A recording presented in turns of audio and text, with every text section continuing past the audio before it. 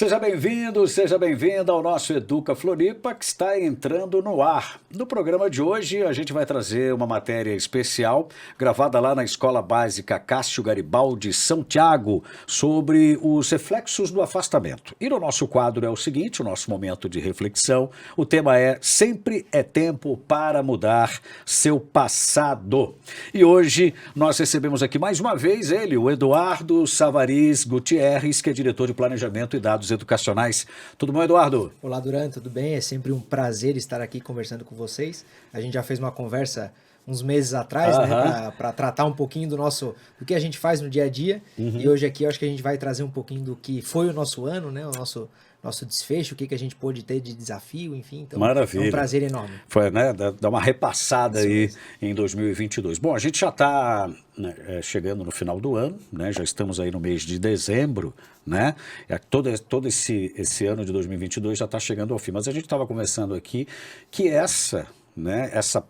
esse momento do ano é o momento de maior correria, que já começa já em setembro, né? Como é que é isso para o teu setor ali, né? Quantas pessoas hoje estão envolvidas com o Eduardo ali, ajudando nesse finalzinho de ano? Hoje nós temos na diretoria 10 pessoas e, de fato, sim, claro que o ano ele é muito corrido, né? Ele é muito movimentado, nós temos um setor que, então, trabalha objetivamente com os processos de matrícula da nossa rede, né? Além deles, a gente tem algumas atribuições, então, em geral, os indicadores, os dados da Secretaria de Educação, mas os processos de matrículas nos consomem muito.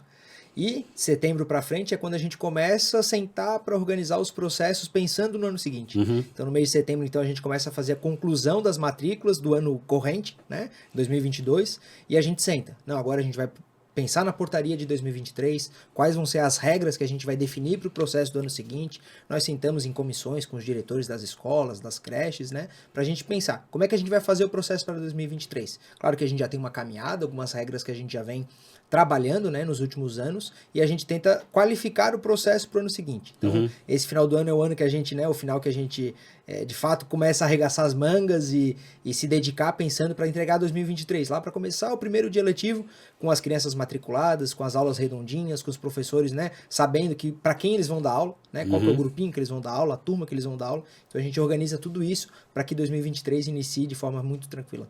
Muito bem. Bom, matrículas será o tema, né, que vai nortear a nossa conversa aqui. Mas antes, já que a gente está chegando no final do ano aí, eu gostaria de falar que você fizesse uma retrospectiva aí dos quais foram os principais desafios, né, que vocês tiveram aí, né, em 2022. Duran, por ser um setor que trabalha muito com as matrículas na nossa rede, e esse é o nosso foco principal da diretoria, né, a diretoria então que cuida disso durante todo o ano letivo, porque as matrículas elas acontecem durante o ano letivo. O nosso desafio, não só nesse ano, mas nos últimos anos, eles têm sido especialmente o fluxo migratório para a nossa cidade. Por vezes é um fluxo migratório desordenado, né, que a gente tem que parar no meio do ano e pensar, pô, a gente planejou de tal forma que a gente precisa corrigir na caminhada, né, para que a gente consiga atender aquele público que procura uma vaga na nossa rede. Né, seja na educação infantil, de repente a gente, né, para tentar dar um exemplo, a gente planejou que a gente abriu um grupo de pré-escola, o grupo de pré-escola ele está vazio, e a gente tem uma demanda muito grande de grupo 1, que é o bebê que está chegando, nasceu esse ano, e a gente não planejava isso no final do ano. Então a gente tem que sentar, organizar, né, fazer um replanejamento dos grupos para a gente conseguir, talvez, se possível, atender aquela demanda que a gente não está conseguindo atender nesse momento. Então esse fluxo migratório daquelas famílias que chegam em Florianópolis, né, dia a dia, né, a gente é difícil até estimar quantas famílias chegam por dia, que nos procuram na diretoria para a gente poder dar encontrar uma vaga. E esse, sem dúvidas, é o nosso principal desafio nesse ano. Foi nos últimos anos e esse se apresentou e a gente imagina que para o ano que vem ele já vai continuar sendo um desafio. Né? É claro que agora a gente vai ter uma estimativa a partir do censo demográfico, o censo vai nos entregar algumas informações que para a gente é muito importante, quais são os bairros que têm maior população, né? Como que a gente consegue trabalhar pensando lá para frente, né? O planejamento futuro, mas o fluxo migratório com certeza é o nosso principal desafio e foi nesse ano de 2022. Tem algumas variáveis aí, né? Além do fluxo migratório que você falou agora, todo mundo sabe que Florianópolis é um polo atrativo, uma cidade que atrai pessoas, né? Sejam em busca de novas oportunidades, seja, né, a migração estrangeira, né, pessoas vindo de outros países. Essa é uma variável que não dá para dizer se esse ano né? Eu não, acho que não dá nem para fazer uma média, né? Ano passado foi 1.000, esse ano será que vai ser 1.000 também? E tem a questão dos nascimentos que você acabou de falar agora, né? Porque a Secretaria Municipal de Educação, só para o pessoal de casa entender, ela atende crianças do 0, né? Até, nessa primeira fase, até os 5 anos e 11 meses, né? Então é isso? Dura só, é 0, mas é 4 meses. A partir dos 4 meses é 0 ano, né? Sim. Mas 4 meses, então é a idade de ingresso na nossa rede. Então, se esse ano nasceu mais crianças, aí precisamos de mais vagas, mais creches, mais... Enfim, muito bem. Então, esse foi ainda o principal desafio. Eu até comentei aqui, tirando as matrículas, quais foram os principais desafios, mas matrícula é o principal desafio aí para vocês aí, né? Como é que foi a demanda de vagas esse ano aqui? Foi muito além da expectativa de vocês, ou aquele planejamento feito em 2021 meio que acertou, meio que vocês conseguiram amenizar a situação ou atender todo mundo? Eu vou fazer uma divisão aqui de educação infantil e ensino fundamental. Na educação infantil, hoje, a gente tem uma situação que melhorou muito dos últimos anos para cá. Educação infantil, a gente, né, quando a gestão do então prefeito Jean Loureiro assumiu lá em 2017, a gente encontrou algumas obras de creche sendo construídas, né, e isso foi sendo entregue, então, no período da gestão passada e da gestão atual, e que vem trazendo um pouco mais de conforto. Em determinadas localidades, justamente por causa desse fluxo migratório desordenado, a gente ainda tem aquilo que a gente chama de fila, né, a fila de espera na educação infantil, que já foi quase 4.000 crianças lá em 2017, e hoje a gente está praticamente zerado, né? A gente tem uma lista, a gente considera que ela está zerada justamente pelo número de vagas que a gente tem disponível. Hoje nós temos na educação infantil 2.300 vagas à disposição, né? Chegou alguém com idade, né, de educação infantil, vai ter uma vaga no município para matricular. Mas por vezes aquela família quer deixar, eu quero aquela creche que é do lado da minha casa, e eu deixo, né, aguardando ali, e ela acaba ficando numa fila, né? Regiões sul da ilha tem demonstrado um fluxo migratório muito grande. O que antes para a gente era norte da ilha, Ingleses e Rio Vermelho, que Rio Vermelho hoje está no leste, mas essa região hoje a gente já está conseguindo sanar essa principal dificuldade, e no sul da ilha tem sido um grande desafio hoje para a gente poder, né, resolver tudo isso. Mas educação infantil a gente pode dizer que, né, tá bem tranquilo do que em comparação aos anos passados, né? 2017 para cá. No ensino fundamental, por ser a idade obrigatória da educação, então a partir, né, da pré-escola ali, dos 4 anos até, né, o ensino fundamental, que a gente atende até os 14, a idade obrigatória da educação, ela é um desafio muito grande, né? Porque primeiro que a gente tem esse fluxo, né, e a gente vê que esse fluxo migratório vem crianças em idade escolar, né, idade obrigatória para a gente matricular, e essa questão da obrigatoriedade, a gente precisa colocar essa criança dentro da escola. Ainda que não seja a escola próximo da residência, a gente precisa encaixar e encontrar uma vaga. Aqui é importante lembrar que o ensino fundamental ele é responsabilidade do município e do Estado, na mesma proporção, né? A partir do momento que a gente tem uma vaga, o Estado tem que ter uma vaga, e assim sucessivamente, né? A gente tem né, e isso a gente vem acompanhando regiões como o norte da ilha, ele vem apresentando uma demanda muito grande no ensino fundamental. Ingleses, ali a região dos Ingleses e Rio Vermelho, são as duas principais regiões, né, o nosso principal foco de atenção, mas que nos últimos anos a gente foi abrindo, né, vagas, salas, unidades educativas novas, entregues, para minimizar. Né? Se nada tivesse sido feito nesses últimos anos, com certeza a gente estaria esgoelado agora nesse ano de 2022. Não vou dizer que foi um ano tranquilo, né? Isso estaria sendo injusto dizer que foi um ano tranquilo com relação a essa demanda do ensino fundamental. Nós tivemos alguns desafios para poder equalizar essa demanda, mas a gente pode dizer que a gente concluiu um ano bem, né? Com crianças estudando, ainda que longe da residência, mas sendo oportunizado, né? A garantir o direito à educação, que é o que a gente mais busca para os nossos cidadãos. Pois eu quero voltar nesse assunto aí, essa questão do aluno que estuda longe, um pouco longe da unidade, como é que vocês têm equalizado isso daí. Bom, agora eu quero chamar a nossa matéria especial aqui no Educa. No pós-afastamento social que aconteceu por conta da Covid, muitos estudantes retornaram para as salas de aula com sintomas de ansiedade. Esse assunto não é simples, mas é preciso que pais e educadores estejam atentos. Nossa equipe visitou uma escola da rede municipal que está buscando soluções criativas para ajudar nessa questão. A rotina na Escola Básica Municipal Acácio Garibaldi Santiago, na Barra da Lagoa, parece ter voltado ao normal. o burburinho dos estudantes, o movimento nas salas e as aulas que dão sequência ao currículo. Mas algumas coisas não são tão aparentes. O período com aula remota por conta da pandemia deixou reflexos. Um deles foi justamente a dificuldade de se adaptar à rotina escolar. Eles voltaram bem ansiosos, a gente percebeu assim que a questão de não ter esse contato físico, né? Então veio isso porque eles queriam contar o que ficaram fazendo nesses 2 anos reclusos, né? Em casa, somente com a família. E aí era onde acontecia muito essas conversas dentro de sala de aula, porque eles queriam ter esse contato mais próximo. E também o uso do celular, né? Que foi assim, como eles ficaram 2 anos na frente de um aparelho eletrônico, eles também vinham para a sala querendo usar o eletrônico. Então isso está sendo uma demanda bem grande na unidade para a gente poder solucionar. Então a gente tenta incluir, né, o uso do eletrônico, mas também de uma medida moderada para que não seja somente isso. Mas não foi só isso. A orientadora educacional da unidade conta que houve aumento nos casos de instabilidade emocional. Lúcia, quando esses estudantes voltaram para o presencial, depois de terem passado pelo híbrido, eles voltaram com algumas questões ligadas à saúde emocional, né? Como é que eles estavam? Sim, assim, foram 2 anos de muito estudo, né? Muita preocupação, porque a gente não sabia como lidar, né? Antes da pandemia já tinha esses alunos com a autoestima baixa, com depressão. Mas no período da pandemia aumentou muito, né? Então, em 2020, quando a gente estava no processo da pandemia, mesmo alunos à distância, a gente também fazia esse atendimento, porque as famílias nos procuravam. Quando voltamos em 2021 para o presencial, que a gente dividiu as turmas em turmas presenciais e turmas online, que os pais não, né? Eram 15 alunos por cada sala. A gente observou que os alunos estavam, né, autoestima baixa, depressivos, né, muita angústia.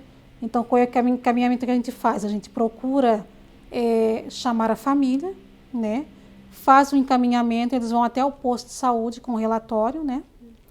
Primeiro, contato é com o médico da família, depois sim o médico da família repassa para o especialista, que é o psicólogo. Para lidar melhor com a situação, a unidade também recebeu apoio psicológico da Rede Municipal de Ensino. Temos ações também com o psicólogo da rede. Então eles fizeram uma palestra, num primeiro momento apenas com uma turma. Então foram 5 encontros com uma turma, dividida em grupos. Foi bem proveitoso, assim, a psicóloga fez uma conversa primeiro com os profissionais e depois 5 encontros com os estudantes, dividido em 2 grupos, né? Então eles trouxeram bem essa demanda da questão da ansiedade, do autoconhecimento. Então são propostas assim que a gente vê que está fazendo sentido para a comunidade e diminuiu bastante essas questões, né, de racismo, de bullying, de ansiedade. Ainda tem, né? Como sempre atendemos, né? Mas sempre mediando, chamando a família, encaminhando para posto de saúde. A supervisora da escola conta que a gestão está buscando ainda ideias criativas para enfrentar a situação. Uma delas foi estar mais perto da família, através da retenção dos boletins. Nós temos 541 alunos e no formato que nós temos, geralmente, é o quê? Uma noite, durante 2 horas, 3 horas, um dia de manhã, um dia à tarde, e nós entregaríamos todos os boletins, ou quem aparecesse, de familiares, e os familiares que não compareciam, no caso, a gente entregaria para a criança na sua agenda. Nós pensamos diferente esse ano. Nós fizemos horários semanais para os professores da casa, todos os dias teria uma equipe para entregar, mas diretamente a família ia ouvir, e nós também ouviríamos a cada família. E nisso, dos 544, são 2 semanas, é à noite, é de dia, nós estamos aqui e as famílias estão vindo. Então, nós estamos hoje de 541 famílias, já estamos com 400 entregues. Então, nós já chegamos num perfil que nós queremos, mas nós queremos chegar aos 541 boletins, porque nós queremos ouvir essa família e também nós queremos que elas nos ouçam. Que não tem como caminhar uma escola só de um lado. Nós precisamos juntarmos. Essa entrega do boletim, eu tenho também ficado algumas noites aqui na escola, o pai vem, é um alívio. Outros escutam que os filhos não estão tão bem, o que eles podem fazer em casa. A gente já ri um pouco com essa mãe, com esse pai, com esse tio, com essa avó. Então, olha só o brilho de vir à escola. A escola é isso, é presença na escola. Outra iniciativa são as salas ambiente, direcionadas para os estudantes dos anos finais.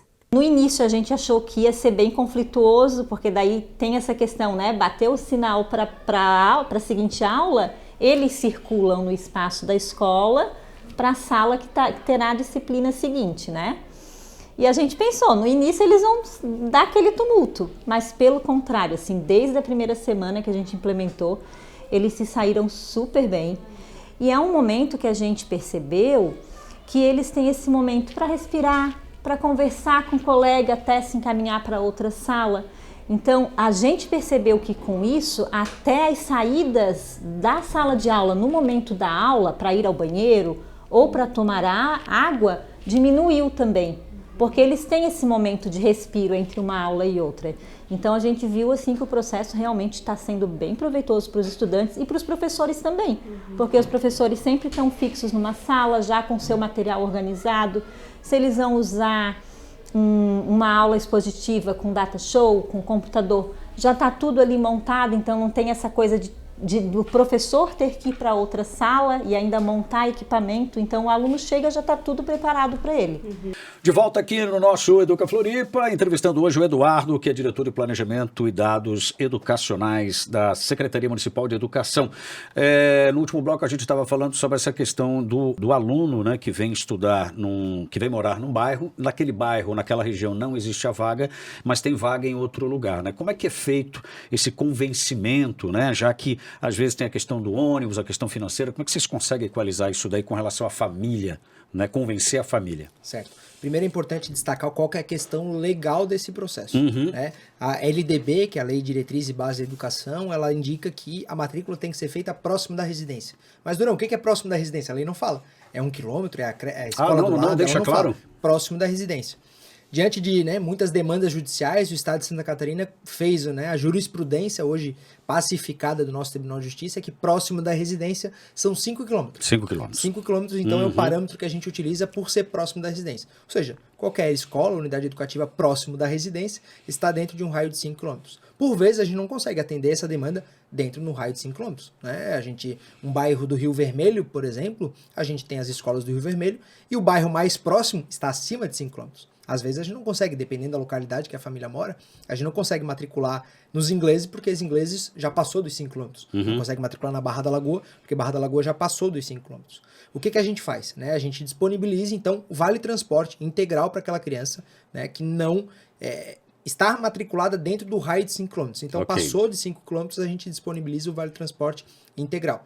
E a gente sempre tenta destacar para aquela família. Família, é importante que vocês façam essa matrícula, em que pese as dificuldades de logística familiar, é importante que vocês garantam esse direito à educação e no decorrer do ano eles podem ir tentando a transferência para uma unidade mais próxima. Agora, por exemplo, tem sempre no final do ano um processo de transferência que antes de abrir as vagas para quem chega de fora, a gente oportuniza que aquelas famílias que estão matriculadas nas nossas unidades educativas possam fazer uma transferência para a escola mais próxima. Ele deixa o nome na lista lá, olha, eu vou, tudo bem, meu filho vai estudar na Barra da Lagoa, seguindo o exemplo aqui, mas eu quero, assim que abrir uma vaga próximo, então ele tem uma lista lá, ele se inscreve. A unidade mesmo, ela vai ter então, uma lista. Então, antes de abrir lá a vaga para aquela unidade, eu vou primeiro respeitar a lista. Perfeitamente, isso mesmo, isso mesmo. Antes de Ok. liberar, então eu tenho uma ordem, O primeiro dia de aula eu já posso ir lá e deixar o nome na lista de intenção, que a gente diz, Eu tenho intenção de matricular o meu filho aqui, então ele coloca na lista de intenção, a gente acompanha na secretaria, então surgindo a vaga, o primeiro a ser chamado é o primeiro da lista e assim sucessivamente. Então a gente organiza e oportuniza que isso seja feito no decorrer do ano letivo. Então essa questão de, não tem desculpa para a família deixar o filho em casa porque a escola é longe, não. A Secretaria Municipal de Educação hoje disponibiliza vale transporte para o seu filho ir para a escola e não perder o ano letivo, porque muita gente chega aí no meio do ano, o ano letivo já começou, já está no final e aí acaba prejudicando a criança por conta disso. Bom, a gente tem uma característica aqui, você estava comentando, em Florianópolis, principalmente na ilha, essas regiões do norte e sul da ilha são áreas mais complicadas, A ideia, vocês acabam dando mais atenção para essas áreas, para poder atender? Isso não atrapalha o outro planejamento ali para outras áreas? Ou vocês conseguem administrar isso? Hoje, para construir qualquer coisa na educação, a gente precisa sempre fazer um estudo de demanda. Né? E evidentemente que a gente sempre vai construir onde se apresenta uma demanda. Né? No norte da ilha, nós abrimos algumas unidades educativas nos últimos anos. No sul da ilha, nós abrimos uma escola do futuro na Tapera, que desafogou um pouco a região. Né? O sul da ilha, no ensino fundamental, ele é um pouco ainda mais tranquilo. Mas norte da ilha nós abrimos então a escola da infância nos ingleses, escola em Ratones, ampliamos a escola em Canasvieiras, em Ponta das Canas, na Vargem do Bom Jesus, no Rio Vermelho. Então a gente atacou muito essas regiões justamente para a gente tentar minimizar esses impactos, né, que é esse fluxo migratório para essas duas regiões específicas que são as mais preocupantes da cidade. Eduardo, quando é que começa as matrículas aí pro ano letivo do ano que vem? As matrículas da educação infantil, né, então de creche, elas acontecem no ano que vem. Primeiro, o que a gente faz? A gente está organizando agora o que a gente chama de rematrícula. Rematriculando as crianças que estão na educação infantil para o ano seguinte. Então, a gente organiza a casa. Não é automática essa Ela é automática, né? Automática, mas algumas crianças ainda ficaram em lista de espera esse ano. Então, a gente vai oportunizar que quem está em lista de espera seja chamado nessas vagas que a gente está abrindo. E no início do ano que vem, a gente vai organizar um processo. Na educação infantil, a gente organizou também um processo agora, que foi recente, do Educar no Verão. No mês de janeiro, então, algumas crianças, né, as famílias que os pais trabalham no mês de janeiro e estão matriculadas na nossa rede, tem um programa Educar no Verão. Ele acontece no mês de janeiro, de 4 a 27 de janeiro, né, para aquelas famílias, então, que trabalham.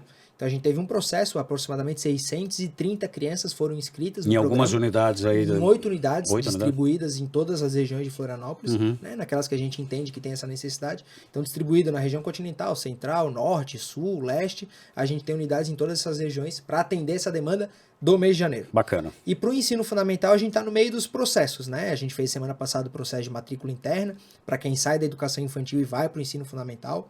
Essa semana, última semana de novembro, a gente está organizando o processo de transferência interna. Então, o processo de transferência interna é quem quer trocar de unidade educativa. Né? Eu estou no sul da ilha e, de repente, eu me mudei para o norte. Eu tenho a possibilidade de me trocar. Iniciou lá no final de... Agora, na semana passada. Eu tenho um processo, então, de transferência interna para quem já está. E na primeira semana de dezembro, então, é o processo de novas matrículas. Ou seja, quem não tem uma vaga na rede municipal de ensino, né? Então, de 5 a 8 de dezembro, a gente tem, então, o processo de novas matrículas. Quem veio de fora, quem veio do exterior, quem veio de outra cidade, de outro estado, da rede particular, da rede estadual e quer matricular na rede municipal, participa dessas vagas que sobrarem, então, nesses processos internos que a gente está fazendo agora. Muito bem. Bom, mais um intervalinho. Eu quero chamar agora o nosso quadro, é o seguinte, já a gente volta para encerrar nosso papo aqui, onde você coloca seu foco, onde você coloca sua atenção, determina uma forma como você vê o mundo. Seguindo essa linha de raciocínio, como você interpreta o que aconteceu no seu passado, como você vê seu presente, vão determinar como você constrói o seu futuro. Esse é o assunto do quadro, é o seguinte de hoje. É o seguinte, sempre é tempo de mudar o meu passado. Como assim? Eu conto sempre uma história para ilustrar esse caso. 2 irmãos estavam numa festa de amigos e um irmão começa a contar o seu passado para os outros. Eu tive um pai muito duro, o meu pai era muito grosso, minha mãe era muito enérgica. Na escola, minha escola era péssima, né? Meus avós não eram bons. Olha, a minha infância, minha juventude foi terrível. Aí o irmão olhou para a irmã e disse assim: oi, para aí, nós não somos irmãos? O meu passado foi maravilhoso. Meu pai era o melhor pai do mundo. Minha mãe maravilhosa, que era tua mãe. Nós somos irmãos. A nossa escola, era do lado da nossa casa, não precisava nem pegar ônibus, carro, nada. Os nossos professores eram bons. Inclusive, nossa mãe era nossa professora. E aí, de novo, o constrangimento. Qual é o problema do ser humano? O ser humano ele tem uma lente que ele muitas vezes só olha a coisa ruim. Só olha as péssimas experiências. Os 2 irmãos viveram juntos, tiveram a mesma infância, a mesma juventude. Um teve uma leitura do mundo maravilhosa. O outro teve uma leitura do mundo terrível. Eu não preciso dizer para vocês como que o universo conspirou nessa caminhada desses dois agora pessoas da meia-idade, né, dos seus 40, 50 anos. Aquele que teve um passado terrível, ele não estava bem na foto no momento atual. O outro que teve uma experiência maravilhosa, estava vivendo um presente lindo. Então, onde é que está o ponto nisso? O ponto é como você lê o seu presente, como você lê o seu passado e como você constrói o seu futuro. Ah? Você tem que olhar as coisas boas da vida. E naquela conversa daqueles dois, um falou assim: não seria melhor você repensar como era o nosso pai? O nosso pai não era esse que tu falou. Ele era enérgico porque ele queria nosso bem. Ele era duro porque ele queria que a gente seguisse na escola. E tu só olha aqueles momentos mais violentos que a gente teve. Você esquece de olhar que tudo que ele estava fazendo é para o nosso bem. O que tu tem de reclamar da nossa escola? A escola era boa. Mas tu provavelmente deve lembrar da bola que furou, da quadra que quebrou e não arrumaram rápido, daquele professor que toda escola tem, que não é muito bom, mas tu esquecesse da professora Vera, professora de geografia, foi a melhor de todas, melhor até hoje, do professor Juarez, de geografia. Quer dizer, tu focou no teu passado, nas coisas ruins. Quem sabe você é amargurado até hoje.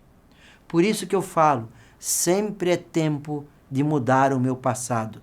Eu posso voltar ao meu passado e reconhecer que as minhas lembranças foram lembranças e são lembranças maravilhosas, que me fizeram ser o que eu sou hoje. E todos nós tivemos os desafios da vida. Para você não ser uma pessoa amargurada, para você não ser uma pessoa que só foca nas coisas ruins, quem sabe você faz isso hoje, é porque você adora pensar nas coisas ruins do passado. Por isso eu te recomendo, volte ao passado e avalie como o teu passado foi maravilhoso.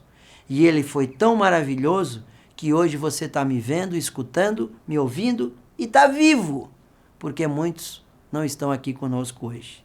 É o seguinte, a educação transforma. Um grande abraço e um beijo no coração. Esse foi o quadro É o Seguinte, aqui no Educa Floripa, para encerrar, Eduardo. E os desafios para o ano que vem, 2023? Os desafios, eles são muitos e a gente continua se dedicando dia a dia para vencê-los, né? Claro que a gente, então, continua com os desafios das matrículas, né, desse fluxo migratório para a nossa rede, mas que a gente tem certeza que ano após ano a gente está conseguindo equalizar. Nós já temos algumas perspectivas para 2023, ampliações de algumas unidades, escolas para serem inauguradas, creches para serem inauguradas, que com certeza nessas regiões que a gente tem uma demanda, né, reprimida, a gente consiga atender essa demanda. A gente espera um ano de 2023 muito mais tranquilo que 2022, justamente por essa organização que a gente vem fazendo ao longo do ano, que com certeza vai nos trazer mais tranquilidade para o ano seguinte. Dá para chutar aí mais ou menos quantas vagas serão abertas em 2023? Só de matrículas do ensino fundamental são aproximadamente 4.400 vagas. Ensino fundamental, educação infantil deve ser parecido com isso. Então a gente tem, né, as matrículas das vagas, né, que daquelas famílias que saem. Então a gente já está imaginando. Mas só de escola nova, a gente vai inaugurar uma escola no Rio Vermelho, né, aproximadamente 600 vagas. Essa vai ser uma escola que provavelmente por metade do ano que vem, agosto, a gente deve estar inaugurando. Tem a creche no Rio Vermelho, que vai trazer então novas vagas também. Então a gente tem uma perspectiva interessante para o ano que vem, que com certeza, com as vagas, com as rematrículas, com as matrículas e o que a gente vai criar para o ano que vem, com certeza a gente vai ter mais tranquilidade. Eduardo, 30 segundos aí para mandar aquela mensagem de final de ano, né, Natal, boas festas aí para a tua equipe e para a galera que está assistindo a gente aí. Eu só posso agradecer a todos, né, que passaram esse ano comigo, que estiveram enfrentando esses desafios à frente da diretoria de planejamento, mas foi um ano muito bom, a gente só pode agradecer a Deus aí pelas oportunidades que foram conferidas, e com certeza a gente vai ter um ano de 2023 muito mais tranquilo. Desejar a todos, né, um feliz Natal, um feliz Ano Novo, e ano que vem estamos juntos de novo para continuar se dedicando bastante nesse trabalho que é gratificante. Maravilha, e a gente te espera aqui nessa bancada ano que vem também, Eduardo, que é um parceiro aqui do nosso Educa Floripa, que encerra. Nos vemos no próximo programa. Um grande abraço. Até lá.